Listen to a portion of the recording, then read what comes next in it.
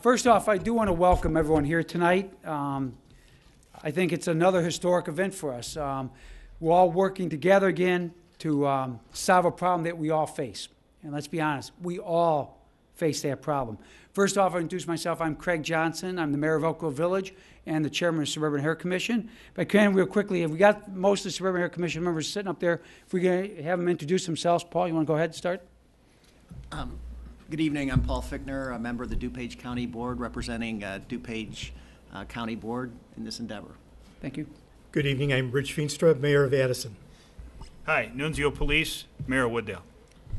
Frank Soto, Village of Bensonville. Jeff Prine, Mayor of Itasca. Gail Smolinski, Mayor of Roselle. Rod Craig, the mayor of Hanover Park. Sandra Rosario from Schiller Park. Representatives from Elmhurst and Elk Grove Township couldn't make it tonight, but you're seeing tonight the makeup of the members of the Suburban Hair Commission. Let me give a little brief history for a lot of you. Some of you may have heard it at our last meeting, some may have not, so if I can indulge for a second. The Suburban Hair Commission was formed back in the early 1980s. The three original communities were Park Ridge, Elk Grove Village, and Bensonville. Those communities came together on the airport issues that were facing the area at the time, which has changed dramatically since then. The expansion plan you're seeing now was not what was even talked about back in the 80s. But there's an advocacy group that was put together by governmental entities to make sure they protect the interests of the suburbs and the people that surround the airport. Obviously, our most famous issue, as many of you know, was the battle with O'Hare expansion. And one thing I'd like to make always clear now, we lost that war. If we didn't lose that war, we wouldn't be all here tonight. It wouldn't have occurred what we're going through. But we lost it, and we respect that. We understand that. But our goal today is to make O'Hare a better neighbor. A better neighbor, not just for the Suburban Hair Commission members, but everyone around the entire airport.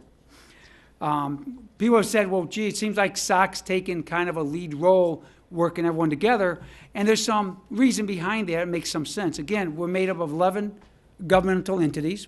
We represent over 1 million people. We've been involved in the airport issue for over 30 years. A lot of us have a lot of experience. Matter of fact, Gail Smolinski, the mayor of Roselle, has been involved in this for about 30 years. She's been very involved in this for a long time. And as you see tonight with the experts we've brought on, we've had the financial wherewithal to bring on the people we need to try to give us the resolution and the relief that we're all trying to seek here today. But also let you know, SOC is not just about the airport. We work on many other issues. Come August 1st, a dam's going to be modified in Bussey Woods that's going to solve a flooding issue that's going on for over 60 years that doesn't only affect Elk Grove Village, but many towns in the Suburban Hair Commission. DuPage County gets almost immediate impact after that issue happens out of Bussey Woods. We worked together on that for the past 3 years, talking about things, putting ideas together, financial issues, and now it's going to come fruition. This August, construction is going to start. We're excited about it. We worked all together on the Elgin O'Hare Expressway that's being built. We were part of the governor's task force. We worked with the Illinois Tollway Authority. We worked with the state, find ways to make it a better fit for all of our communities and the entire region. SOC also worked on we've long supported Western access in the Western Terminal. We know it's good for the economic viability of the west side of the airport, just like the east side has a lot of benefits by having the access over there. We also work on promoting the west side of the airport through Choose DuPage. So SOC is just not an airport group. We work on many issues that face the entire region, and we're excited about doing that. But today we are here to talk about the airport. And again, I want to emphasize very strongly, the expansion is happening. We can't stop it. We can't eliminate it. But we can work with Chicago and the FAA to make O'Hare a better neighbor for all of us. And that's our goal. And one of the most important things for us to remember as we work on this is we need to work together. We need to work and speak with one unified voice. As we do that, we'll be very effective. If we don't, we can have the same issues we had when we were trying to stop that from ever happening. But I think we can make that happen. We're excited to have the fair group from City of Chicago, who also represents suburban residents. But in our years before, we never could get Chicago residents to work with us because they believed what they were being told when they said, don't worry about the airport expansion. It's a suburban problem, not a city problem. We knew it wasn't going to happen that way. We knew the city was going to be in trouble. And as it turns out, we were right, unfortunately. But what I'm excited about is we truly have the entire region around the airport working together and are represented here tonight. And that's important. Because remember, whatever we work together to resolve, we can't say, well, it helps the west side of the airport. Well, it's going to hurt the east side. That's okay, because the west side's better off. No. What we want is solutions that's going to help all of us. Not one side against another side, north versus south, east versus west. We want solutions that are going to make it better for all of us. But please remember, please, there is going to be noise impact from an airport. We cannot eliminate it. We can try to minimize it, but we can't eliminate it. So I don't want people leaving with a false sense that, wow, if we do everything we're talking about and it happens, we're not going to have more. That's not going to happen, folks. An airport makes noise. But if we can minimize it and make them a better neighbor, that's a win for all of us. And what we're going to talk about tonight has been done in other places also. We're not the first communities that surround an airport that's had impact. Look at the other airports throughout this country. A lot of them have things done that we're hopefully going to get done here at O'Hare. Some things we may do at O'Hare haven't been done before. Maybe we'll set a new trend. But we're going to work together as one group to resolve this issue. And if we do that, we're all going to be happy. We're all going to be better off. Now, tonight what we've done, as I promised all the groups here, the other communities, the fair group and all that, when we met with them about a month ago, that we were putting together a team of experts to give us solutions, ways to minimize the impact. But we said we're going to put together the best teams possible. And we got two, I think, of not one of, but the best teams we could ask for here tonight that's going to work on our behalf to solve the issues we have. And remember, and I want to stress this, they're just starting. They're at the beginning point right now. They don't have the answers tonight for you, but they want to get your input. And they're going to show you how you can give input beyond tonight. It's not just tonight or nothing. We're going to show you ways that you can continue to give input, ask questions, get answers as the process goes along. But again, I want to stress, we're not going to have answers for you tonight, and we wish we could, but we don't. But as I promised you, you're going to have a chance to meet these folks, ask them questions, give them ideas that you want looked at. And they're here to take your ideas and go with them and see what we can do. We promise that. You're going to see the most open, transparent organization ever. We're going to keep you informed, keep you involved, and make you part of the process. And at the end of the day, we can all be part of the solution. And that's our goal. We have two groups here tonight. The first group that's going to speak is JDA. Joe DiBalzo from JDA is going to come up first. Then you have a chance to ask him a few questions afterwards. Then after that, we're going to have Dennis McGran from LGN to come up and then to explain what they're going to be working on. And then you have a chance to ask them questions. You're going to see that they're going to work together, I think, beautifully as a team. They had a chance to meet with the SOC mayors prior to us coming down here today. First time we had a chance to meet all the groups together and go through what they're going to do. And we're all very excited what we heard and saw. And as I said before, it is going to be a team effort to be successful on our behalf. And that's why you see all of us working here together, and we're glad to see you here working with us. And like I said, we're excited about this. And for you mayors that are out there, here's the good news. We're not asking for any money. So you don't have to worry. No money is going to be asked. It's being covered by SOC, and we're excited to work with you on a partnership way that way. So enough of coming from me. I'd like to introduce Joe DiBalzo, Joe, from JDA. If you want to go ahead and get started.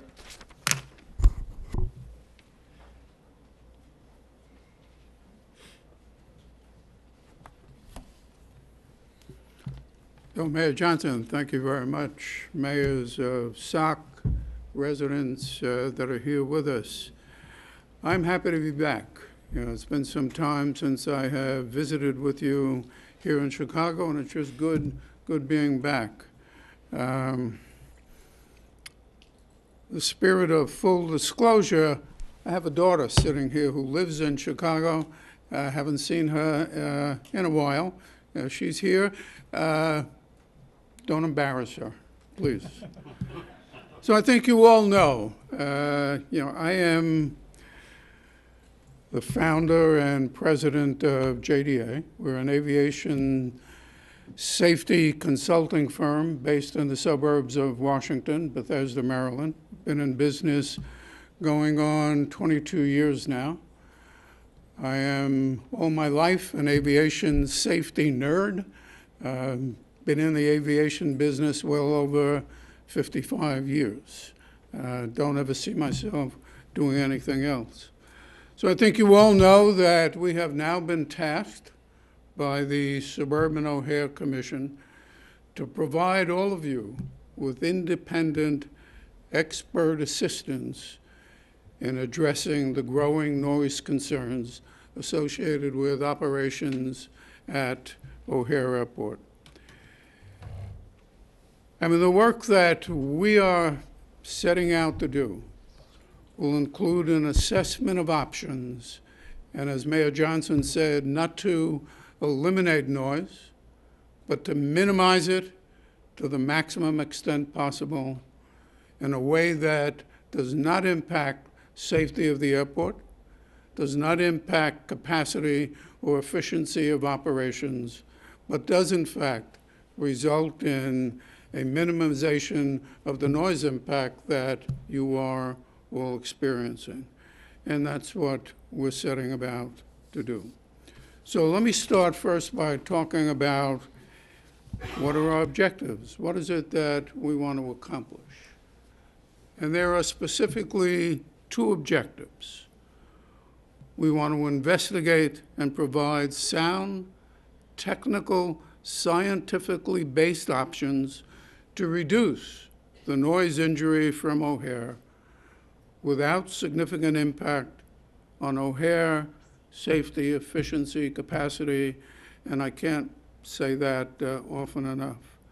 For all communities, not just the communities represented by SOC, but all of the communities that are surrounded by O'Hare.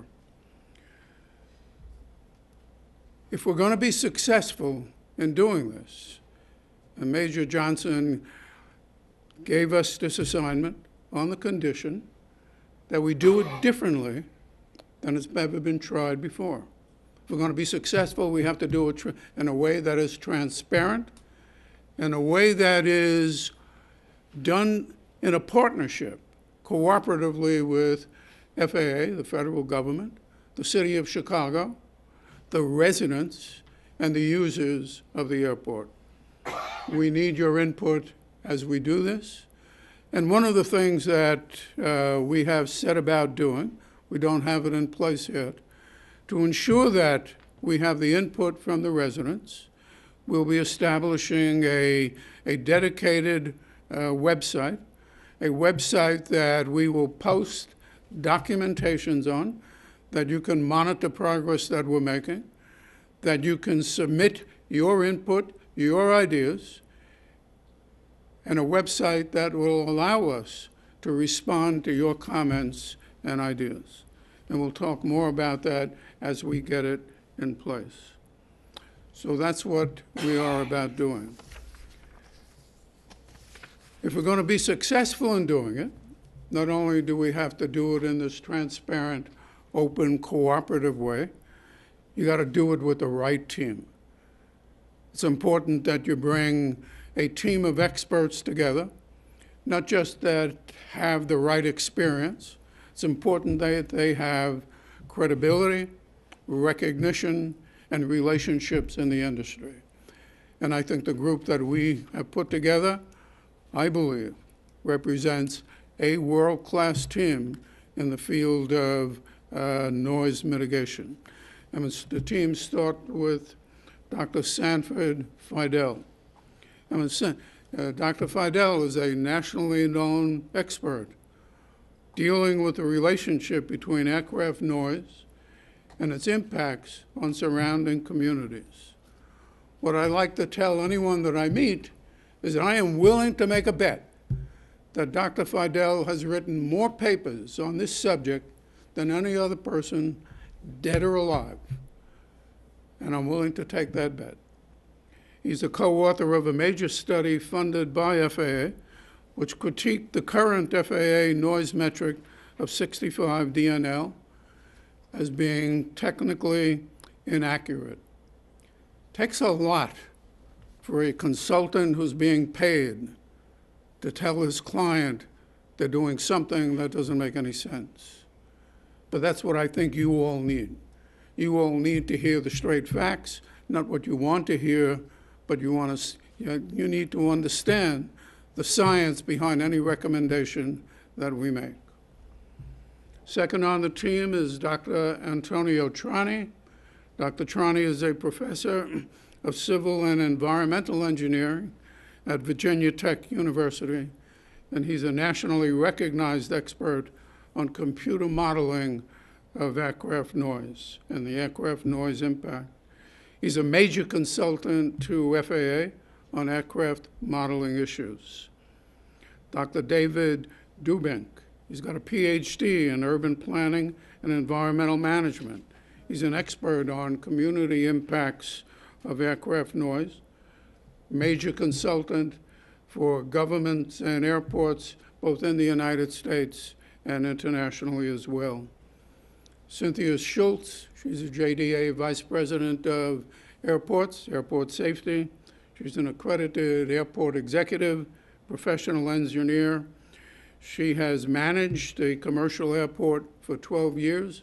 She understands what noise is all about. She understands what noise impacts are all about, deeply involved in the management of 150 studies. We've got a team of 2 air traffic procedures experts, Rob Voss and Craig Burchick, who is with us tonight. They're both senior FAA career air traffic procedures subject matter experts. They've got a combined 40 years of air traffic control experience at O'Hare Tower, Midway Tower, San Francisco, and other airports in the United States. They have detailed knowledge of air traffic operations and issues in Chicago, and what's important, they have the detailed information on procedures before and after OMP, and that will serve us well during the investigations.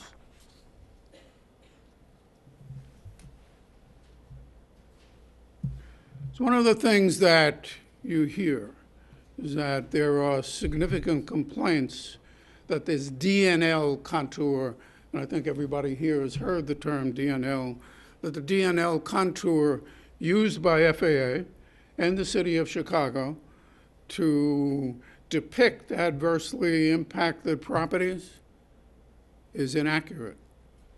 And there's a lot of evidence to suggest that the 65 DNL metric really understates the area and population impacted by aircraft noise. I mean, our task is to assemble the evidence and prevent the technical case for adoption and enforcement of a more rigorous noise metric, which would give greater protection to the surrounding communities.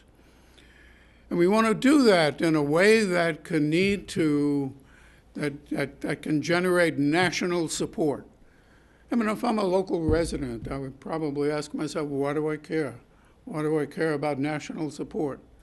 And I would tell you that what we want to achieve at O'Hare, what we want to achieve for you, requires FAA support, and FAA is less likely to make an exception for a community like O'Hare.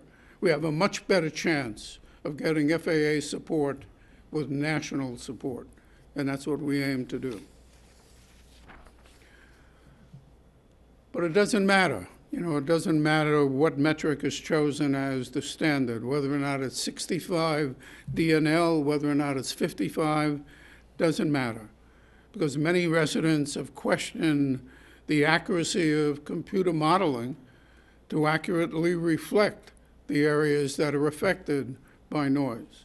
And I'll give you an example. The contours on the chart that you see, they're based on arrivals and departures out of a new Terminal 7 at the airport that has not been built and doesn't have a lot of support and may never be built. So I would also point out that what was run in the EIS is based on terminals that aren't there. So what do those noise contours mean? Nothing.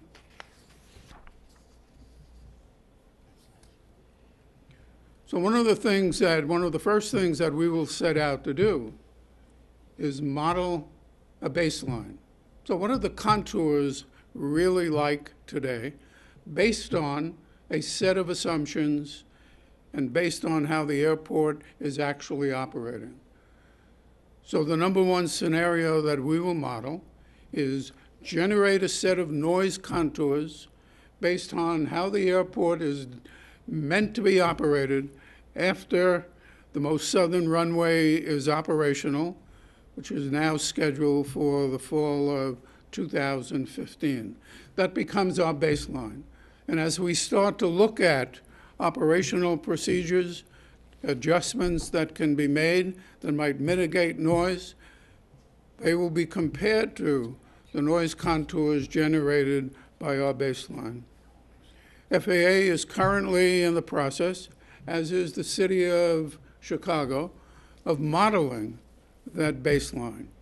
So here's an issue. FAA is doing a model of that configuration. The city of Chicago is doing a model of that configuration. We're going to do a model of that configuration. And unless we figure out how to do it together, using the same assumptions, the same data, we're no better off than we are today. We're probably worse off.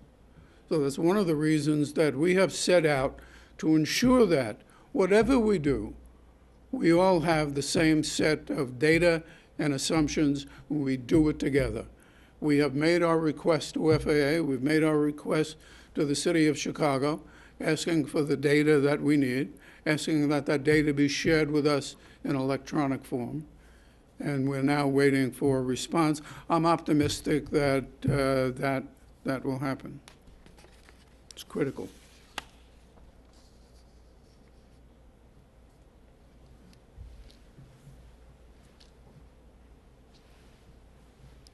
So what we will do is we will evaluate the impacts of suggested changes that we will identify to minimize the noise impact to surrounding communities.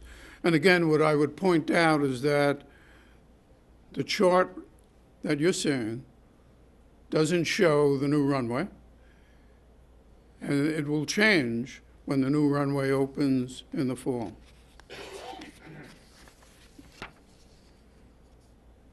So some of the research that we have been doing in the short time that we have been under contract, we've looked at what some other airports already have in place. And what we have found is that 20 of the nation's airports, including major airports, talking about Denver, Dulles, Los Angeles, Seattle, Kennedy, LaGuardia, Newark, they're using a service called WebTrack to provide near real-time noise data to residents in the surrounding communities. And I think it's significant for us to take just a minute to do a short demonstration. Let's do that.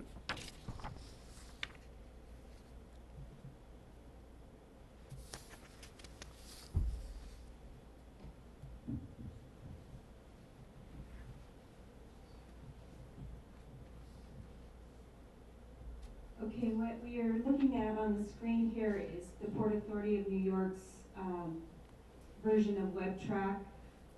If you can see, the airport is JFK right here.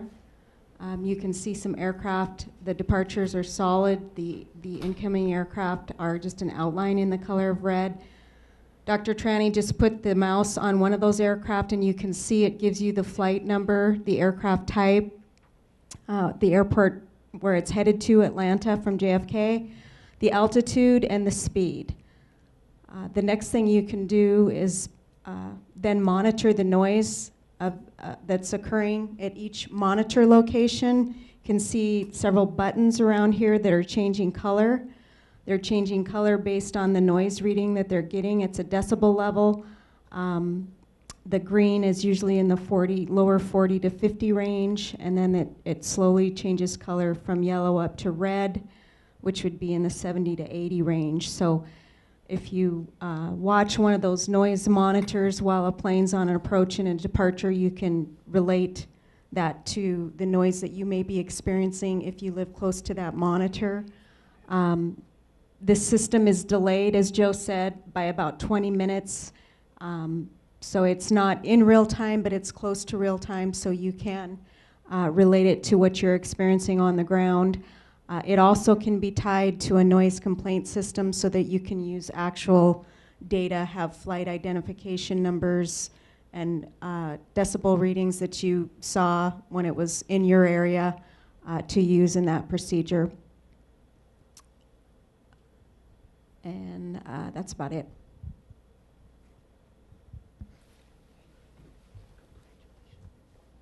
So there's one advantage of the data not being real time. You know, whether it's delayed 5 minutes, 20 minutes, doesn't matter. You know, one, it gives a resident an opportunity, if they're out on their patio and there's an aircraft flying overhead making noise on a hot summer day, gives that resident time to go in and look and see, what was that aircraft? What was the airline? What was the flight number? Second advantage, and if I'm the city of Chicago, I think I would love it. Because I think, and one of our traffic people pointed it out today, one of the things that is likely to happen is that a lot of noise complaints, instead of going to SOC or the airport, they're going to wind up going to United Airlines, complaining about United 602 at 7 o'clock every morning is flying directly overhead. It's something that can be done today. We don't have to wait for a long study. It's something that can be done today. Other airports have done it. No reason why it can't be done at O'Hare. So one of the things that I point out is that although we're into an analysis that won't be complete for probably 5 months, maybe 6, there'll be near-term payoffs. An immediate payoff is the one that we have just shown.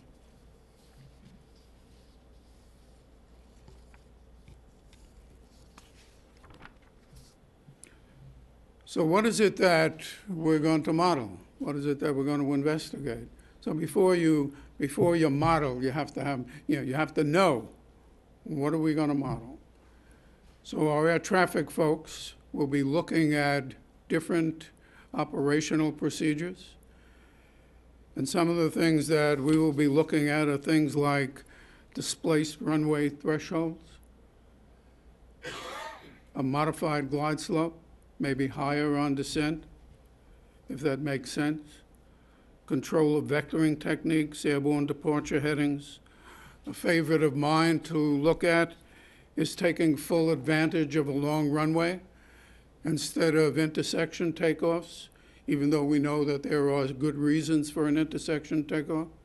I mean, the point is that the longer the runway, the higher that airplane is going to be as it reaches the perimeter of the airport. The higher the aircraft is, the less noise impact.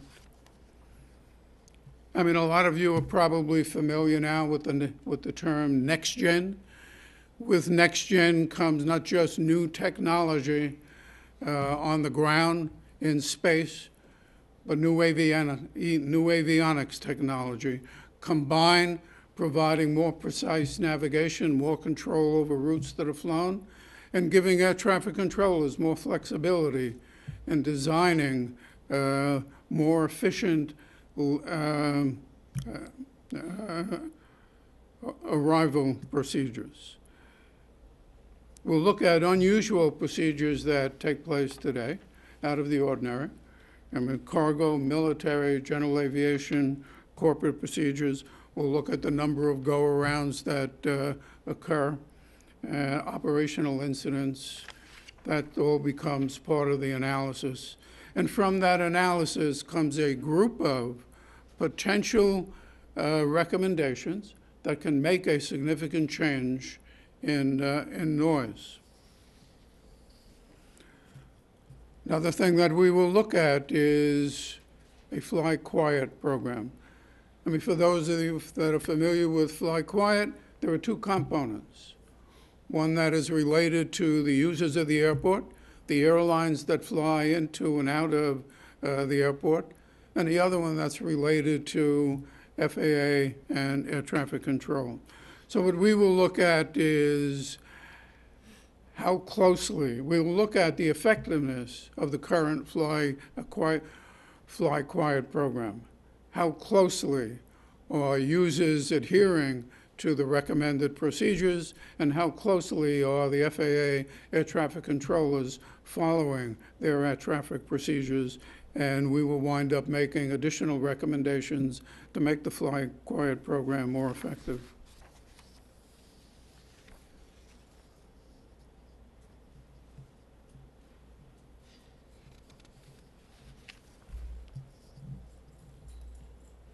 Let's go on to the next slide. So one of the things that we talked about a minute ago is that we will be looking at other airports. What are other airports doing that we could take advantage of at O'Hare? And I'm not suggesting that the one that we're showing here that is in use at Heathrow Airport in London is one that would apply directly to O'Hare Airport, but it's certainly one that it is worth looking at. So we've talked about in the past a nominal descent angle on arrival of 3 degrees. At Heathrow Airport, they have implemented a steeper approach descent angle of 3.25 degrees. 10 miles from touchdown, you're looking at a difference in aircraft height of 250 feet. 250 feet may not sound like a lot, but in terms of noise, it's significant. So if in fact something like that is reasonable, it could make a difference, something that we will look closely at.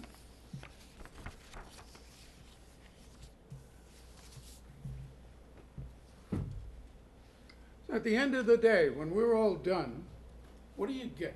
What do you get for your money? I mean, what you get is a set of recommendations that can really make a difference to those communities that are being affected by noise, but recommendations that are supported with technical, scientific data, hard to refute. That's what makes this different, and that's what's going to make a difference, I believe, in the noise that you all are experiencing. That's what you get for your money. If anyone has a question, all we ask you to do is go down so it can be heard for the television and everyone else can hear. Just come on down the podium if you got a question for Joe. You're more than welcome to ask it now, something maybe you want him to look at, some ideas, anything you have. Does anybody have a question they'd like to present right now? Sure, by all means, sir. Your question's in here. I'm on the DuPage County Board with Commissioner Fichtner, and we had an ad hoc committee that dealt with the issue that impacts Bensonville, Wooddale, Addison, Itasca, Roselle. And they kept talking about a FAA Part 150 noise impact analysis that hadn't been done in so many years. I was asked, is that something that you want to consider, or how does that come into play with the issue that we're dealing with today? You must be reading our mind. Dennis McGran is going to be talking about the 150 when he makes his presentation. So it is something we're going to be talking about. So I don't mean to cut you off, but No, it's it'll be fine. addressed in a minute for you. And then my second question, you used the word success and doing things differently. Doesn't that mean that the city of Chicago would have to also do things differently as well? And I don't know how you define success or doing things differently, but is it just a data gathering that you see being different? Or what specifically, I would like to have success defined, or what, I realize we have all these experts here. And being an attorney, they're going to have their experts on their side, and we're going to have our experts on our side. And my question is, what do you see minimally as success in this? I know it's early on, but what would be a reasonable impact in a definition of success? Let's start with a process. The process is a success if we work cooperatively with the city of Chicago and cooperatively with FAA and not fight with each other. I mean, there are, and I've said in the past, there are no villains here. The city of Chicago has an airport to run safely and efficiently. FAA is concerned about safety and efficient operation of flights into and out of O'Hare. There are no villains here. Everybody has their mission. We're concerned about safety and capacity and efficiency as well. We're concerned about noise impact on our community. Reasonable people can come together and work together. We've got to give that a try. I believe there are good people here and willing to work together reasonably, not fighting, reasonably. Thank you. To answer your question, our whole goal is less noise. Well, I think you said it best. Everybody wants to be a good neighbor, and I think that was the key to this whole tone, is being good neighbors, and hopefully that will. And that's what Joe and his team's already started. The letters they sent out to Chicago and the FAA is very conciliatory. It's let's work together. And Joe made very clear in his letters right away, we're not looking to cut operations. We're not looking to hurt the airport financially. What we're trying to do is just make some minor operational changes that can help minimize the impact. Matter of fact, all the experts Joe said that are on his team are sitting right down here in the front row. And when we were talking before, the Mayor Soto brought up a good point. At nighttime, there's some issues with planes coming in at different approaches. And Mr. Burzek said, there's things they can do right now that can minimize that impact just like that. So there's things that can be done quickly, easy. It just, we have to work with Chicago to have them have the will and the determination to make those minor changes that can help us immensely on the outside. As Mr. DeBlazo said, 250 feet, 10 miles out, you think, what's 250 feet? The noise savings is unbelievable. So that's the kind of stuff to work with on that. Well, hopefully everyone's reasonable. Thank you. Thank you. Yeah. Anybody else for a question for Joe? Mayor Johnson, if I may too. Okay. One of Yes, the sir. things I think that we found out through this process and working with SOC and the members here is that when we went to our state legislators and we've gone to Congress and what we found out is even with the group of people that are out there, there's competing concepts and ideas. I mean, the airport is operational, FAA is safety, but I don't think what we really see, which is what we're trying to assemble, is what are, given the set of conditions, what operational improvements could be made and do so in a economical way. And over all of the courses of years, it's been battling or different fights, but what we haven't really had where we sat down and assembled experts, and when we went and asked a bunch of questions, our representatives say, sure, what should we do? At the in Congress, what we want to help, how do you help? This is the first time that I think we have assembled the right experts in the right positions that are looking for ways to gather all of the information, go through it, and actually be able to make incremental improvements at the airport that's going to benefit all of the communities and really set a standard here that doesn't exist in other places in this current environment. And that's why we're going through these efforts, and that's why we have the team that we have, is because there's no clear answers. There's no light switches you can turn on or off or things that you can do. But there's a lot of incremental options out there that are available. And when you have competing interests and government bodies working together, there isn't an overseeing body that has our interests in mind. And this is the first time that I think everybody is really on the same page on that. Let's find what those are. Our credibility is incredibly important, because if the dialogue isn't correct, then the door gets closed. And that's certainly not what we want to do, because that doesn't serve anybody's objectives here. And that's really kind of the goal here. And to answer your question, there is no smoking gun, but there are things out there and we have to approach them. And we really probably give one true bite at the apple of doing this the right way. And if we don't do it the right way, then all is lost again, and we're going to be just battling, and that's certainly not what we want to see. Thank you, Mayor. Thank you, Mayor Soto. Joe, thank you very much. Oh, did you have a question, ma'am? Sure. Please come on down. Hang on, Joe. Just, again, state your name so everyone knows. Go ahead. Christine Winger, State Representative, District 45, just west of O'Hare.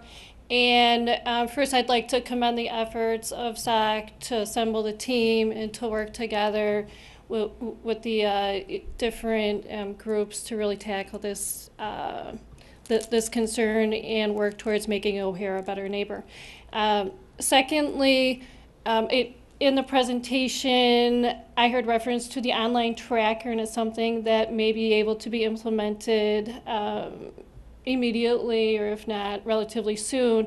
And what's required what needs to be in place to make that happen? And is there something that either the state could help with, or another group would need to help with? If you don't mind, Representative, first off, thank you for being here. Sure, thank you. When Dennis comes up, next presentation, he's going to talk about how it can be done, how quickly you implement it. Believe it or not, take a little thunder, it'd be done like that. Nice. It'd be done tonight if they wanted to. But we'll let Dennis talk. That's one thing he's going to advocate. As we talked about before, with the technical expertise, the advocacy work on their part, the ideas come up and go. It's going to be one of the first jobs we talked about tonight with Dennison's group, LGN. That's one of the first jobs we want to see him do, is get that going. But I'll let him go through it a little bit more, if you don't mind, Sure, when he comes terrific. up. Okay, thank you. And thank you for being here. Thank you for having me. Appreciate it. Thank you. Anybody else? If not, Joe, thank you. Dennis, come on down. The next group is LGN, who's also here we're working with. LGN's actually, we got a little history with them. They've been working with Bensenville for some time, has done a phenomenal job on their behalf, and now is going to be doing a phenomenal job on our behalf and all the rest of us.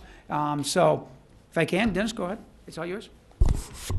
And don't forget the... Whoa, oh my God, I snapped out. WBBM. WBBM's off the air. Is he still here? Not sure he's still here. Trying to knock him around for a while. Hang on. Let's do this. I don't know why you didn't have it down here. Let me put it down here a little better for him. I'm not a union guy, so I hope I don't get in trouble. I shouldn't have said that. Hang on. We're working. By the way, that was Dennis WB that did it, not the mayor, so don't blame me. Hang on. Maybe it's the. Perfect. Mayor, Okay. The one thing I would like to bring up too, I think just even strategies as we move on. One of the concepts that we, in Bensenville, we have had problems with arrivals, and I know with Fair here, arrivals tend to be more problematic than takeoffs. One of the things that we are investigating is the fact that when they go to visuals, when the planes are lining up or are landing, that has a significant impact because they fly in differently, they land at different levels. And something as simple as how they fly in at nighttime makes a tremendous difference. And I think Mr. de Blasio's team was very helpful in helping us understand that. And, there's going to be incremental improvements. I think we are going to have some really positive things down the road. Thank you, Mr. Mayor. Thank you for introducing me. Thanks. We're honored to be here tonight. My name is Dennis McGrath. I want to thank all the members of the SOC board and committee leaders, other elected officials in the audience, and community members. We're really excited to be here, and we're excited to be working with the JDA team on what we think are some really positive steps to move forward to deal with some of these really these difficult issues. We're with Lockridge Grindle now and LGN. It's a Midwest-based law firm. I've been in Washington, D.C. for over 3 decades, and I'm responsible for the firm's aviation policy group. With me today is Ron Seymour. Ron is a head of Avion Consultants, is a member of our team. He brings together decades of experience in dealing with aviation noise issues, airports, and communities. And he's an expert in utilizing the capabilities of noise and operations monitoring systems and how to apply the data for noise abatement and planning purposes, which is part of what our agenda is. In addition, Emily Tranter, who's a longtime employee of the United States Senate, and who's on our team and does a lot of work right now with the Transportation Policy Group in Washington and deals with a lot of aviation issues, and staffs an entity called NextGen, which is the FAA's next leadership organization that oversees the implementation of the NextGen system for the United States. I've been in Washington, like I said, for 3 decades. I worked on Capitol Hill staff committees for years, worked in the executive branch for a period of time as well. I serve as the executive director of an organization called NOISE, which is the national organization to ensure a sound-controlled environment. That is a 40-year organization that's affiliated with the National League of Cities. We represent communities around the country that deal with the issues of aviation noise and the impacts on the citizens that live there. As I said, we've been dealing with this and working on these issues for over 40 years. In addition, another member of our team is Jason Schwartz. Jason brings about 25 years of aviation experience dealing with Part 150 studies, which we talked about a little bit earlier here, implementing Part 150 studies, and also dealing with mitigating airport noise. He's also implemented what are called fly quiet programs in a number of airports around the country. In addition, we have a member of our team, David Carboni, who has, for the last 25 years, has been the program manager for what's called the San Francisco Airport Community Roundtable. It's probably America's most successful. In fact, it was recognized by the Harvard Business Review as the most successful airport community involvement cooperative group in the nation. For the past nearly 30 years, they've been meeting on a regular basis with communities around SFO, San Francisco International Airport, stakeholder communities, the FAA, the aviation industry, and others in dealing with one issue, noise and how it affects people. And so David brings a lot to us. He's done a lot of work in the area of land use planning around airports, so he brings a special perspective to the issues we deal with. In addition, we have a team of environmental lawyers in the firm who work on NEPA issues and litigation across the country, both in practice in both federal and state courts, and they are available at any time should that be necessary. What we want to do tonight is sort of just touch on some of the things that we've been working on for the past 30 days. So I'm going to ask Ron to step up and give us a start with that. Great, thanks.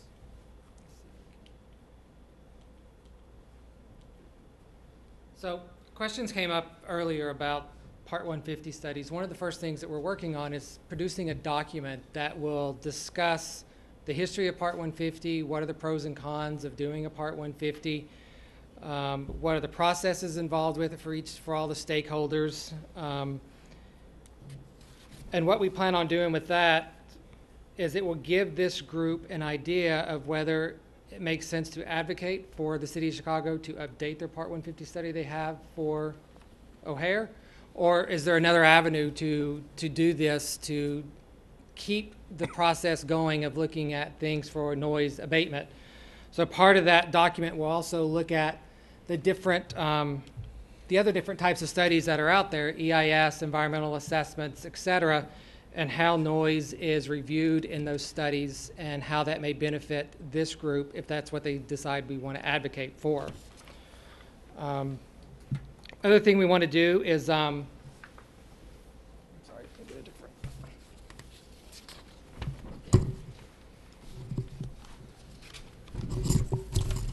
going to go back and look at the original EIS that was completed and the noise analysis in that and see what mitigation measures were identified in that study, see where the progress is on those mitigation measures, and determine if there's still more to come if they do the full build out once the new runway opens up later this year.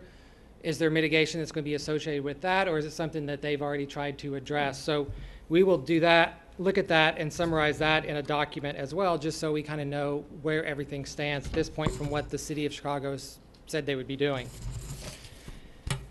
And then the last thing we would be doing, and this is kind of an ongoing, is try to help bridge the communication gap that seems to exist between the communities, the City of Chicago, the ONCC, and the FAA. As has been mentioned, Jason and I bring a lot of experience to the table from running a noise office. For 6 years, I was a noise program manager at Seattle-Tacoma International Airport, and then the remainder of my career for 20-some years, I've been a consultant and have helped airports set up their noise abatement offices and develop their noise abatement programs and how to implement those programs. So we can serve as a technical resource for this group as things move forward and we come up with different ideas that may or may not help out with the noise situation, is to bridge that gap with the noise abatement office, which is where everything ends up eventually, and they would be the ones doing the review of those as time goes on and determining if things are being followed the way they're supposed to be or not. The system that was put up here a few minutes ago about the flight tracks, that you can go online and do that. There is a list on the left-hand side of airports that currently have that system in the US, and many of those airports I helped design their system, helped them procure it, choose the vendor to put it in, help them test it out to make sure it produces all the accurate information that it's supposed to, and make sure that it's easy for the public to get access to. So I'm extremely familiar with those systems and how they work, what you can do with it. What you saw up here is a module of a much larger system called ANOMS, Airport Noise and Operations Monitoring System. City of Chicago currently has ANOMS at the airport that they use to monitor whatever noise abatement programs they have in place. And the ANOMS, what it does is it collects every single flight track that comes in and out of this airport, along with the measurements from the noise monitors, and feeds all that into a database, which they then can use their ANOMS system to do queries and searches on that and determine where flight tracks are going. Are they supposed to be there? Are they not supposed to be there? The system has a tremendous amount of capabilities. The public portion that you saw up here is a module that it's our understanding that the City of Chicago has that or has tried to procure that in the past, but it's not being used. And that's what we want to do, is try to find out, do they actually have that module? And if so, why isn't it being used? And can it be turned on so that the public can get access to where, as they said, if you're sitting on your back porch, you see a plane go over, you want to file a noise complaint, you go in, you log in, the system has the capability to where it can recognize you by signing in, all your information is filled in, you file the noise complaint, you can link it to the aircraft that you were concerned about by what went over your house at a certain time, and then that feeds into the database that goes into this larger system that they then can use to do queries and information on. So we will help try to figure out what's going on with that and how it can be used in the future too. If noise abatement procedures are brought up and everyone thinks it's a good idea by JDA, and the FAA and the City of Chicago agrees to implement them, this system, the ANOMS system, is the one that would be used to determine if airlines are actually following those procedures, what percentage of the time do they follow them, when they don't follow them. And then you can use that information to meet with air traffic controllers, meet with airlines, and say, we noticed you weren't following this procedure, or you only follow it 70% of the time. Why can't we follow it 100% of the time? What's the reason for that? So it's a pretty good tool, and it's the main tool that noise abatement offices around the country use to manage their noise abatement programs. We'll also use our technical resource from managing noise abatement offices, myself and Jason. We speak their language, so as stuff comes up, we can be the go-between between the noise abatement office with the City of Chicago and this group or other groups to talk about, once the programs are implemented, how would you monitor them, and how would you report back to the public to make sure that they're being followed. And then the last bullet is to continue to work with, as JDA mentioned, working with local, state, and federal stakeholders. As also mentioned, congressional advocacy, and just trying to bring everyone to the same table, have everyone speak in the same language. We can bridge that gap of the technical side of it, from the community to the airport to the FAA. We understand what they're saying. We can relay that back and put things in terms where everyone understands and try to help move things forward.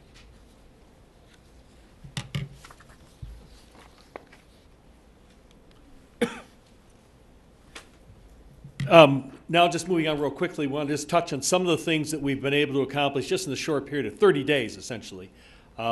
We were blessed, I guess, but got lucky in the fact that one of the SOC members, Mayor Frank Soto from Bensonville, was going to be traveling this past month to Washington, D.C. as part of the National League of Cities Legislative Conference, and he was elected at that time to the executive board, well, actually as an officer of the League of Cities group that I mentioned, NOISE, and he was selected for the executive committee. And while he was in town, we felt it was probably a wise move to get him up on the Hill, to get him up to Congress, to meet with some of the members of the Illinois congressional delegation, to meet with appropriate people on the committees that oversee the FAA and the committees that actually pay the FAA's budget on an annual basis, appropriations.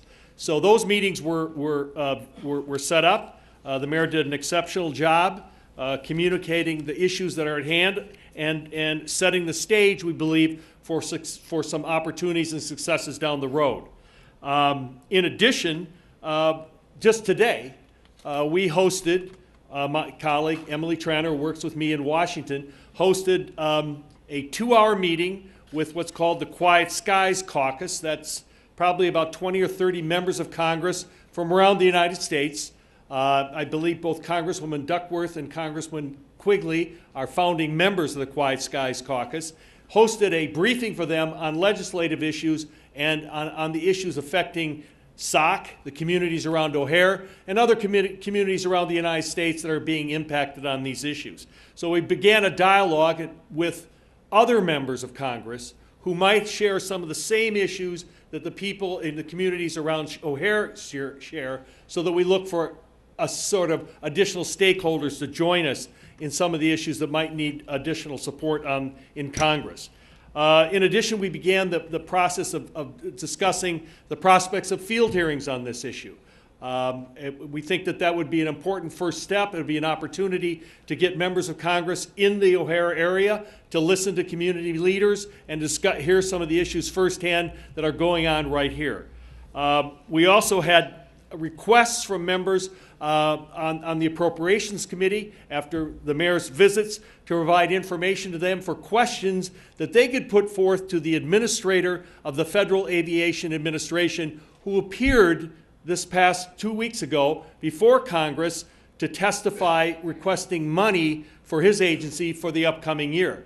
So it was a great opportunity. Those questions were, Congressman Quigley put forward those questions and raised them with the administrator and followed through with the information that the mayor had provided him. In addition to that, we are working on national policy issues that also, as I discussed before with the Quiet Skies Caucus, issues where other communities experience similar impacts that Sauk communities do. How can we get those people to join with us so we have a larger voice as we go along? Ongoing issues now as we move forward on this, just want to touch on a couple of them. We'll plan to be scheduling and initiating conducting meetings and briefings and continuous communications with members of Congress, both in the House and the Senate committees of jurisdiction, which are Appropriations and Transportation, as well as the FAA and other executive branch officials, monitoring and analysis of all relevant congressional authorization investigative processes, monitoring and analyzing all federal regulatory administrative agencies that could impact Sauk goals and Sauk communities. Participating in teleconference briefings, we want to be doing that so there's open communication, transparency that the mayor pointed out is a critical element of this, and we want to make sure that we can help facilitate that in every way. And finally, organize any kind of local agenda setting workshops that help move this federal agenda along as well. In addition, we serve as will help with any public communications that are going to that would be addressed to Congress or the executive branch. We want to work with Sauk on that so that we are able to always maintain a consistent, thorough, focused message when we're dealing with policymakers. We believe at some point in time it's very important that we put together policy briefings for effective policymakers, both here in the O'Hare area as well as in Washington, D.C.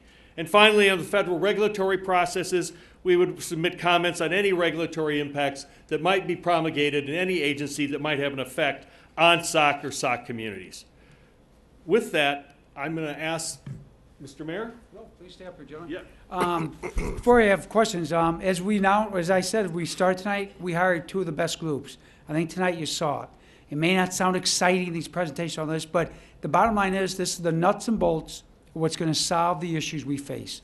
The issues that we all want to make minimize. Said everyone agrees, won't go away completely, but minimize it. And you see LGN answer the questions, but they're already working now. That's what we say. It's going to be a long-term process. Joe says maybe 5-6 months, get all the final big details. But in the meantime, we're going to be making changes. As Mayor Soto said, talking to Craig Burzak tonight, there's some changes with whether they're going to be on landings in the midnight shift, could be minimize the impacts on the communities around it. That can be done very quickly. It's going to be analyzed and studied first, but it will be done pretty quickly. And hopefully get that web tracker going pretty quickly for us. So we're going to be constantly working. We're attacking it on many tracks. As I like to say, former mayors always tell me, let's run 2-3 tracks at one time. We'll be working on the local level with Chicago, the FAA. On the state level, I know Mayor Soto presented the CNEL bill with Representative Moylan that's going through down in Springfield. And on the federal level, We're going to attack on every angle possible to make the changes we need. But it's going to take us working together to make that happen. Again, united, one voice, we can make differences. And I think you saw today with the people we have, they are the best of the best out there. So before we finish up here, any questions for LGN from anybody? Senator Katowski, this is our state senator, Dan Katowski. He represents from Park Ridge all the way through Schaumburg. Thank you very much. It's great to see you. And Roselle. And Roselle. And Hanover. And Hoffman Estates, and Hanover, and Des Plaines, and Park Ridge. And I'm honored to be here today. And thank you, Mayor, for putting this together. Thank you for your letter and your invitation. And thank you all the mayors for all your leadership on this front. What's so important for this, for policymakers, is to have another voice that's out there and have information and data. Because there's a lot of voices out there right now. But the main central voice, the O'Hare Noise Compatibility Commission, to be quite frank, that's, doesn't have as much legitimacy as an independent voice like this could have in terms of communicating to our constituents. It's been around for a long time. What we're trying to do is make sure we have the information necessary. One point that I wanted to bring up, because I think it's essential, I've really been pushing for the environmental impact from a pollution standpoint. I'm very concerned about the impact in the airport on constituents and their health. I know the concern about the health as it relates to noise, but especially the focus on pollution. I'm very concerned about that. It took several years to get an air quality monitor in front of a school in Maine South High School, and it's taken us several months to get the data about the impact of the airplanes flying over Maine South High School. And we still haven't received that data yet. It took several years for them to fulfill their commitment on that. So I'm very concerned about that, and I would respectfully ask the Commission consider tying in some component of the environmental impact of the airport. Who put, was Chicago put that monitor in? No, I did that. It was a partnership. I should say, I was able to get the City of Chicago in conjunction with the State Department of Environment. So the one that's not giving the Agency. information is Chicago? Mm-hmm. Well, just let you know, Yeah. 18 years ago, Chicago said, we're going to put noise monitors in Elk Grove. Would you accept them? We said yes, as long as we can get the data on a real-time basis, not on an average, flight by flight. For 18 years, I started with John Harris. I went with Rose Andolino. I went with Mayor Daley, Mayor Emanuel. I mean, all this. We still haven't gotten the information. Yeah. So I hate to say this, Senator. I wish you luck because that's how sometimes Chicago is. And I feel about, I'm not trying to be flippant. I'm just saying it's unfortunate it is that way. It shouldn't be that way. We should be working together. As Joe said and as Dennis said, we want to work collaboratively with them. We're not fighting them. We're not trying to shut them down. We don't hurt them. So, but we can make sure, definitely, we can make sure the environmental is one thing. And I hope you wish me more than luck, because I'm going to work with this commission. I'd like to have your advocacy and support. We'll be on behalf to make of- sure we do that. More information we can get, the better we Yeah, are. We agree because with you. I think this is really an essential component of this, because families want to know the impact of living in and around the airport. And we're close to getting that information, but here's the facts. If we can't get it from the city, to your point, if they're not willing to produce it, we should be willing to get and work in partnership with the state to be able to get some air quality monitors out there and get the state to provide the information. I'm more than happy and willing to work with you on that front. And LGN, you notice, they got environmental experts on their staff, so that's right up their cup of tea, so they'll be more than happy, we'll be more than happy to review it. Could you explain, just from the component of what you've been working on, if you've been doing any environmental work in airports as it relates to pollution? connected to Absolutely, the Senator. airport? In fact, I just want to commend you because you hit a very, very sensitive point federally. I also serve as the chairman of the advisory board for the NASA, EPA, DOD, FAA. It's called Center of Excellence for Noise and Emissions. And so federal policymakers and those agencies clearly know that those environmental impacts are real issues, and the engines that are pushing that are domestic, but they're also international. I mean, the European community is pushing this, and we funded a study. I'll just go quickly. The answer is yes. There's tons of work. In fact, like afterwards, I'll hook up with you and give you the website to go. But on emissions, there's tons of research that we have funded, probably to the tune of about $50 million on research on emissions and on noise. And on the health effects of noise, with the Harvard School of Medicine and the Harvard School of Public Health, we sponsored a study that was the first major study on noise and the impact on communities across the country. We took the 75 biggest airports, we took the noise contours, and we overlaid that with the biggest database of medical information, the Medicare database. And the results of that were very, very interesting. There was a direct correlation, and we're now on the stage moving forward on other studies that are being funded to take that even to a more specific level. But your instincts, your efforts are right on the mark, and I think it's great because that's what's the pushing, and nationally that is also a real big issue. And thank you very much for answering the question. And thank you, Mayor, for the invitation, for all your leadership on this. I Thank you for your help, too. Yeah, I look forward to working together with all of you, mayors. Thank you very Thank much. you. Mayor? Yeah, Mayor, police? Speaking of environmental impact, this past week I've been trying to connect with a few residents on a block. They're sending me pictures of their roofs having some type of black soot coming down and whatnot, and I figure it's some type of environmental impact there. I don't know if I should be calling the IEPA. I mean, something we can discuss with Dennis. I'm not sure exactly what I can tell these residents because we've got, I drove by, I've seen the houses, and yes, there's something going on those roofs. Yeah, well, what we can do is, since we're gonna have Dennis's group look at the environment, make that one of them. I hate to say it, in Elk Grove, we've had a long-standing saying, if you wash your house down, you get enough kerosene to fly 747 to California.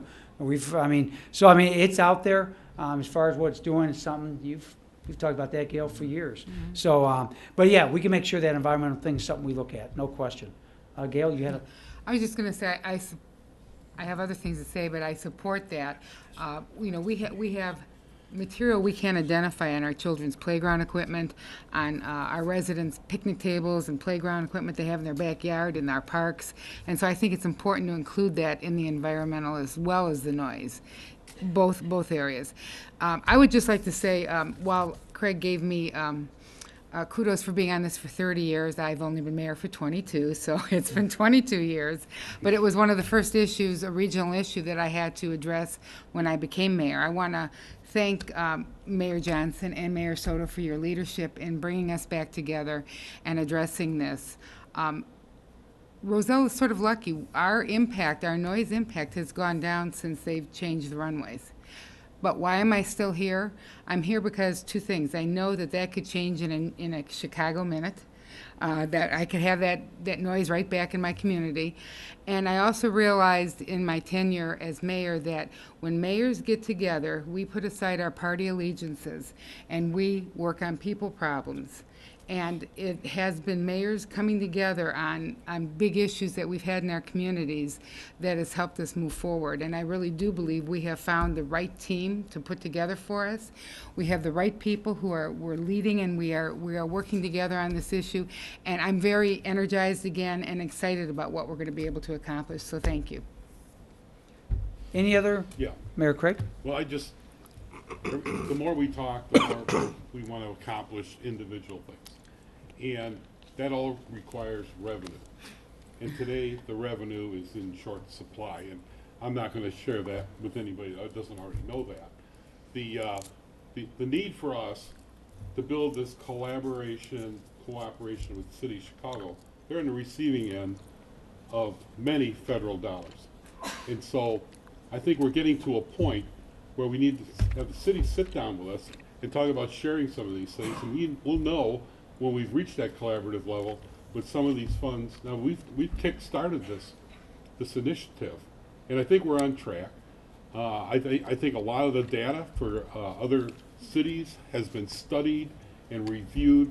I don't think we need to reinvent the wheel here. I mean, Gail's saying when she looks at the swing set in her backyard, it's not looking pristine. And we know what the results are. But we need to pull this together. We need to develop a relationship so that we can share some of this data so we can complete it in the professional manner that the gentlemen who've come before us tonight have presented. We need to continue that. You've got the best of the best in the room. We need to sit down and work that through. And I'm going to reach out to the state, and they don't have any money because they keep telling me. And the county is here. DuPage County is here. I know that relationship with Cook County is at an all-time high, and I'm pleased to see that. So, I think we're on the cusp of doing some really good things. And we just need to reach out and extend the goodwill, because our revenue stream is not that long. Anything else That was before? the point I wanted to make. Yes. Oh, ma'am? Marlene? Sorry. Hi, I'm Arlene Jurasek. I'm the mayor of Mount Prospect and the newly elected chair of the ONCC. I was very happy to hear Mr. Seymour say that one of his missions is to bridge the communications gap between the communities, the CDA, the FAA, and the ONCC. That is actually one of my goals as well. We do have a charter as the ONCC to manage our sound installation programs and do technical research and to advise CDA and the FAA on various procedures. I think in the past there's been a tension between the SOC and the ONCC because in the very early days, and I was on the board in '96, I remember it was one or the other. And now I look at everybody up here, at least half of your members are members of ONCC as well. So we're facilitating a communications gap between ourselves, really. And there's really no reason to do that.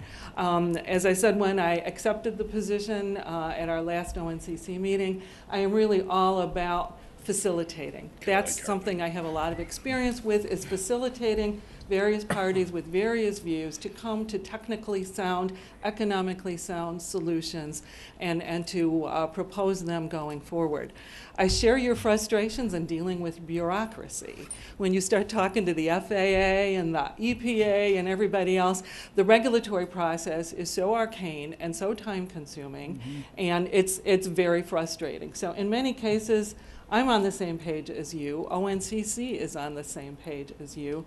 And I really look forward to the information that you're going to be bringing to the table to share with all of us, I think, so that we can jointly go and advise the CDA and the FAA and Congress and whoever else we need to address to really solve the problems that our neighborhoods are facing. So thank you. Thank you, Mayor. Jack? Good evening, everybody. My name is Jack Charlier, and I'm one of the co-founders of the Fair Allocation and Runways, the Fair Coalition. We are the leading voice for residents in both city and suburbs who have been impacted by the October 2013 changes made at O'Hare due to the runway and takeoff landing pattern changes. So first of all, Mayor Johnson and different mayors of the SLC, thank you so much for inviting us here, both last month and this month, and we will be pleased to continue to participate. So thank you for that. Secondly, let me just state this. You have one major problem, and to our consultants, I respect your expertise, but you have one major problem that you must overcome, and that is this. And maybe none of you can say it, I respect that. The mayor of the city of Chicago owns O'Hare Airport. Whoever that mayor is going to be, and I see the smiles on your face, you are well aware that that person alone makes the decisions about what's going to happen. As a citizens group, right, my background is an American citizen, as I've done civic work for over 20 years, you have to cut right to the chase of where the power lies. The power lies with you and your cities around some issues. In regards to O'Hare, it lies with one person, as the mayor of the city of Chicago. Consultants, here is my charge to you as an American citizen working on this issue. You must get a way for the mayor of the city of Chicago to come around. Data may be part of that. Political pressure may be part of that. Civic pressure may be part of that. All those things are real, but until that happens, we will not affect change at O'Hare that is substantive. That is a fact. It's just the way it is. It's the way it works. And I love the fact that there's already been a few comments made about 18 years for data to be turned over. Call that what it is. It's ridiculous. It's ridiculous. I'm a professional in my field, and something like that would never be allowed to stand. So let's just make sure that that's out there. I get this is recorded. Remember, we operate in the same civic space, but we don't have the same function as you. So we want to be partners with you, and we're very appreciative to be out here. We can say things that none of you can. You can say and do things that we cannot do, and I want to be part of that, but we have to make sure that that's understood. Senator Kwiatkowski has been actually one of our early allies for FAIR. Representative Winger is here, and I want to thank them also for being here because they represent part of the solution too. With that said, Mayor Johnson, I want to ask this. I would like to have a presentation done by these two consultants available for FAIR. We just crossed the 1,870 member mark, so I know this room is small, We had 160 members on the street last night at WTTW Studios from 6 to 8:50 p.m. On the street, waiting for the two mayoral candidates to come out. One came out and got out of his car, the other one didn't. But nonetheless, we would like to, I'm going to request of you and the SOC a presentation by these two fine consultancies for our fair membership and make that available. So I just want to put that request out there because I think it's very cool what you guys have done in terms of hiring the consultants, and the lift that they will bring to this is very real, and I understand it and I get it and I respect that. So I want to take advantage of what you've provided for our membership, which, as you know, Mayor, is both city and suburbs. Finally, on the way out, myself and another one of our leaders, Linda, is going to hand to everybody our flyer. A month ago, we started our new campaign, which is called Save the Diagonal Runways. In the fall of 2015, O'Hare's going to shut down the diagonals. At that point, our options will be substantially reduced in terms of future ability because everything otherwise comes east-west. I know you all know that. This is for the record, but we are here to ensure that the Save the Diagonal campaign is successful, and we've begun our legislative outreach, which is why Representative Winger, Senator Katowski, I think we've called your office, maybe not yet, I'm not sure. We're going to be meeting with them so that the state certificate can be issued to ensure that there are more than 8 runways able to be held open at O'Hare. So that's where we are as a coalition. Thank you. We're appreciative of this. We want to be your partners very much in terms of the space that we can do things that you can't and vice versa. And we're going to give you our Save the Diagonal flyer on the way out so that we can do that together also. So thank you very much for having us out here. And Jack, I want to say thank you. It is going to take this cooperative effort. It Yes. really is. Yep. You talk about frustration sometimes dealing with the mayor of Chicago. I had no gray hair when I first started dealing with Mayor Daley. So we know first, I know too well Yes. what goes Yes. on. But yes, it will take that. I told you earlier, we would have given anything, right, Gail, to have Chicago residents on our, if we had that 10 Absolutely. years ago, the world would have been so different today. But with that said, we thank you. Yep. We will work. SOC will discuss. We have April 14th meeting set up time for Joe and Dennis to talk to you folks because we want to keep you informed and all of our residents. That's why please pass on to your members when Joe gets that website open, the connection back and forth. You will get real-time quick answers. You'll get information. You get data. I'm sure the same thing happened with Dennis and his group. We want to keep you informed and work together as a team.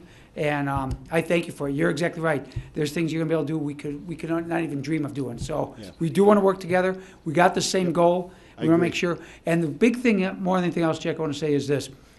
Before we suggest things, before we ask for things, that's why we need these experts to look at it, analyze it. Because the last thing we ever want to do, folks, the last thing we want to do is promote and push for things that's going to be detrimental to us at the end of the day. There is a community that was pushing for an EIS study. EIS, EIS, EIS, EIS. You know how long an EIS takes? If you got one less than 7 to 10 years, it'd be miraculous. So all they're going to do is push it away for 10 years. If I were Chicago, this is where Mayor Emanuel lost it. I would have said, you got it. Come back and see me in 2028, and we'll discuss what we find then. In the meantime, don't bother me, because every time you come to me, I'd say, we're doing EIS. Goodbye. We're doing what you want. Goodbye. So that's why we want to be very careful what we ask for, because sometimes you get what you ask for, and you may not want it. So that's why we're going to work together. We'll work with you folks on all that, too. I know diagonal runways is one thing they are looking at and studying and seeing how that can be operational and what could happen on that. So we're on the same page, and we'll work together. Thank you, and I realized if I could have these 2 PowerPoint presentations, we can kick them out too. These are probably available. We'd like We'll to make have sure we those. get them Yeah. for you. We'll also Thank get you a DVD. We'll get you everything you want. I like that. Okay. Thanks, Jack, Johnson? very much for being here. Mayor The experts Johnson? will be sticking around for a little bit afterwards. If you want to come down and talk to them, they're more than happy to meet with you and talk to you. And as I remember Dennis talked when we introduced some of the experts, some of these guys, as Dennis tells you, has been around a long time. They are the cream of the crop. So we're very lucky in that.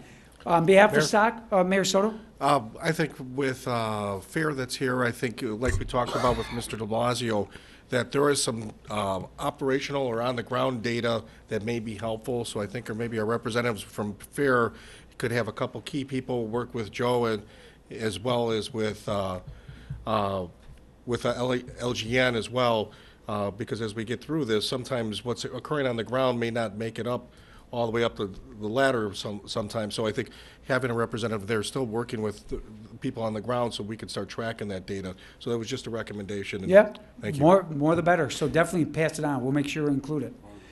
Anything further? No. On behalf of, yes.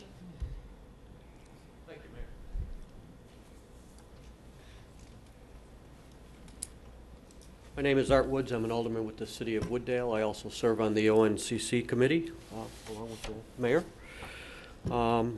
My question is, and thank you for bringing up a lot of the things that you brought up, and especially the part, be careful what you wish for, because you just might get it. That's perfect. You know, my frustration being on the committee for 4 years is it's almost like working a circular equation. We keep going in a circle. You can't do this until you do that. We don't want to do that.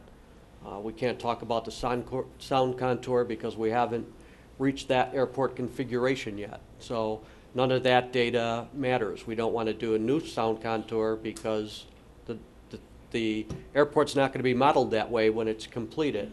So my question to the consultants is, how do we get around what I classify as a circular equation, this keep going around? We go from EIS study to 150 study to a partial. We tried to get a partial done. That took 8 months to even put paperwork together. You know, and you guys were talking about getting some clarity in 6 months. You know, Well, what are we going to do to change what I've been? What's going to happen here? I understand what you're saying about, you know, that was always our fear. That when people say, well, what about soundproofing? We knew they would use that all along. They won't do it until the airport's complete. Let's be honest, the last runway, they used to have phase 1, phase 2. There was phase 1, phase 2A, 2B, and now it's phase 1 and who knows when. You may never see that last runway built or worked on. So technically, and they're right, by law, they don't have to do a new contour map until the full build-out project's complete. They don't have to. And they will push that off as long as possible because it's to the benefit. Please remember this, I respect Mayor a lot, but the ONCC is operated and funded by the city of Chicago. Just always keep that in mind when you're working together. My hope is with Mayor Arlene up there that they're going to change how they did things in the past and work more collaborative with us, as she as always has as Mayor of Mount Prospect, a good neighbor there. So our hope is that. But what we're doing is these experts are looking for real answers, real changes, mostly a lot of them operational changes that can occur today. As Mayor Soto found out tonight when we were talking, Mr. Burzak there explained to us something that can be done almost instantly without going to the FAA and the federal government. Can be done locally. That can be a huge relief to a lot of people around the airport. So that's the kind of stuff we're going to be working on to get relief quickly and hopefully on a long-term basis too. Other things they'll be looking on a more, bigger basis and grander scale. But as Dennis said back there, to do things on a federal level, and as Sandy said, takes a long time. But there's a lot of things we can do locally quickly to give us quick relief. Because the bottom line is this: with the windows opening like today, the complaints are going to go like this. People forgot about the airport in the cold February we just had. They're not going to forget about it once the warm weather comes. So we're going to be working on a lot of areas we can address and go with. Are we going to be the catch-all? Doubtful, but we're going to try the best we can. So my long answer for your quick question, we're going to try avenues that they may not be approaching, but we can approach. But the big thing's going to be this: it's got to be a collaborative effort. We got to work together. Chicago's got to work with us too, and that's where the folks from FAIR can help us immensely, give us the pressure on Chicago to work with us as much as possible. Which is about 3 months ago before the mayor elections next week. Might have a little more effort, but we'll see what happens. Thank you. Okay, thank you. Mayor Johnson, I just have, Mayor Prime? Dennis or Joe, do you guys have any idea of when does it become no longer a temporary alignment at O'Hare Fields? Because I think that's some of the circular that we're dealing with, is they keep saying, well, this is a temporary condition, but they can never tell us when it ends being temporary. How old are your children? 21 and 18? So Sandy's being facetious, but Sandy's being right. So there's no really regulatory time frame on when they have to declare that this is anything but a temporary situation. And here's the sad part is, Jack talked about Chicago mayor having all the power in the airport. You gotta remember, it was Lee Skinner back in the 90s that passed on a federal level legislation that gave Chicago almost unprecedented power over their airport. I call it the Lord God King syndrome. They've got it. They've got it, O'Hare. O'Hare is the most controlled airport, I think, in the world by one man, and that's the mayor of the city of Chicago. I mean, we saw that before with Mayor Daley. Sandy? But that one man last night during the debate said he's in favor of changing the regulatory position from 60, during the mayoral debate last night, both candidates said they were in favor of a 55 rather than a 65 limit on what the city can use federal funding to remediate. And Sandy, as a politician myself, if you believe everything someone says during a campaign, we're in trouble. But no, you're right. That actually some stuff, Mayor. You can rub their noses in it.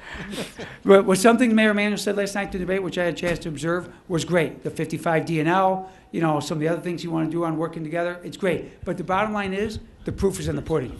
When we see Mayor Emanuel actually doing some of this stuff is when we'll believe it. I know Jack's been very frustrated even trying to meet with him, let alone anything else. So, but you're right. Hopefully it's a sign of hope. We'll see what happens. Huh?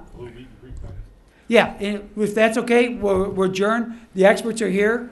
Please come down and meet with them, talk to them all you want. And we thank you again for being here. Have a good evening, folks.